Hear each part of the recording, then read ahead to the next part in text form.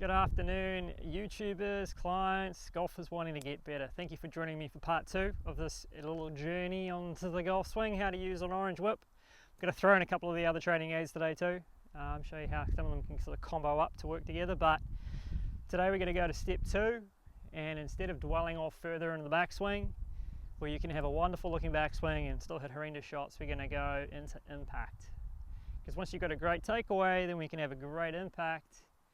And you know, all the rest generates more speed, or longer drives, you know, all the little fancy stuff. But if you get great takeaway, great impact, you're going to hit good shots. The rest is pretty much mere details, but hey, we'll get to those too. So first things first, what I've done is I've got my mid-size whip, not the big one. It's the end of the week, so a little bit tighter, so I'm going to be easier on myself. Got the line there on it, very craftily made with permanent marker, very fancy technology there, but it does now give me awareness of some sort of a face. So as we went from last time with the takeaway, we talked about two things. Number one obviously was with the turn part, not swaying, actually turning as the whip went back, keeping the orange ball outside the little ball. And if you can't remember any of that, just go back, links below for that step 1, so you're not lost in step 2. So we're here, we've got this down pat now from a club face position. It's going to look like that. Club face is outside my hands. Face is square, same as my spine. We haven't had too much facey, flippy rotation. If you were going to go one way or the other, personally I'd probably prefer a little bit more down, unless you're trying to get rid of a hook, if you're lucky enough to be one of those golfers. So we get into this posse here. Now from here, what happens next, right? The lower half, yes, starts, but for such a short little swing, I mean, I'm not hitting a pitch shot, which would certainly be ground up as well, but I've got a wider stance here just to learn a feel. So we are here. The first thing to move, once I've pivoted on top of it properly, I'm just going to make this just tiny little movement laterally, so it allows me to turn on centered, or my weight's here, my weight's now going to move here.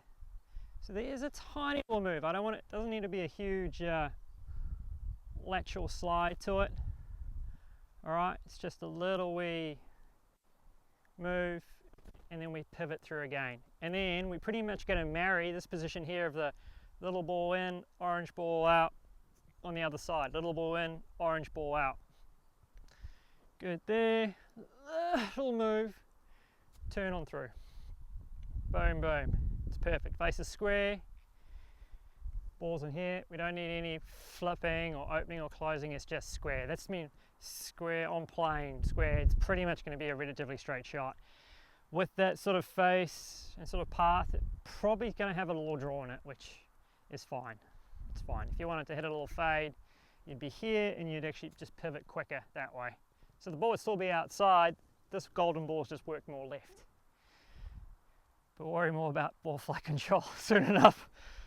We just here, little move, boom.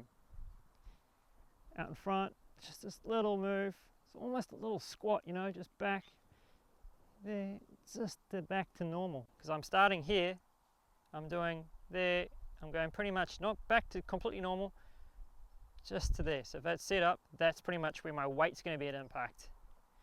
There, back to normal, and then by the time I'm actually striking it, aha, little ball is ahead of big ball, not in line. No, it's going to be a heavy shot or a high left shot.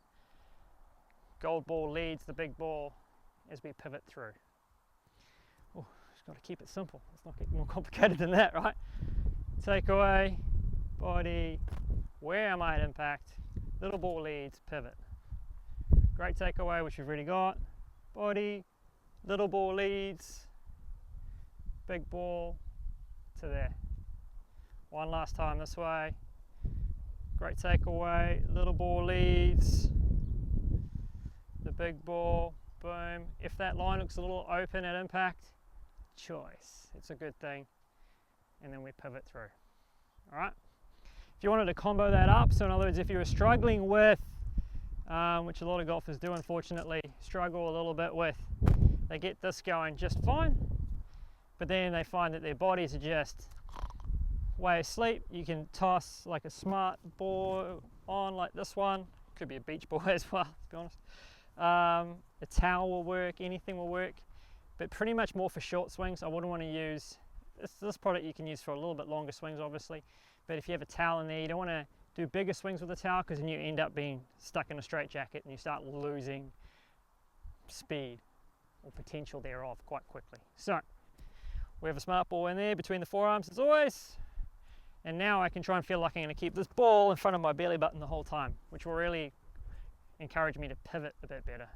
So I turn, lead, turn, and from here you can quite clearly see the difference with the smart ball there. Turn, so I make sure my belly button and the ball staying together, none of this carry on. So you allow everything to pivot together, little lead, just that little lead back into my top of it, and then I'm trying to keep my belly button. Oh, look at that, how good's that, beautiful, and then pivot through. Awesome. And that's pretty much how you're going to be warming up with the orange whip. Just with these little swings first. I generally always start with off the ground, good there, and then I go brush the ground. So you can see what that's doing with my spine and my body. I'm not really a huge fan of that one. So I just go off to on, off to on, just a few times. You know, once I'm loosened up, my body's got this feeling, I can start to feel, hey, cool, I'm warmed up, I've got this going. Then it can get longer and longer until the point where I'm having full swings with that same motion and awareness and feel of where the ball, the club is from here to here to here. Because if I'm controlling the club through here, man, I've got a great chance of controlling where the golf ball goes. All right, I hope that was useful. That's part 2. I look forward to getting to part 3. Maybe even part 4. We can get carried away. You can have as many parts as you want. It's preferences, isn't it? Yeah, that's all. We won't get too carried away with anything else. We'll keep it simple. Keep using that ball wherever you can, and it'll make a big difference. Thanks again for your time. Have a great weekend.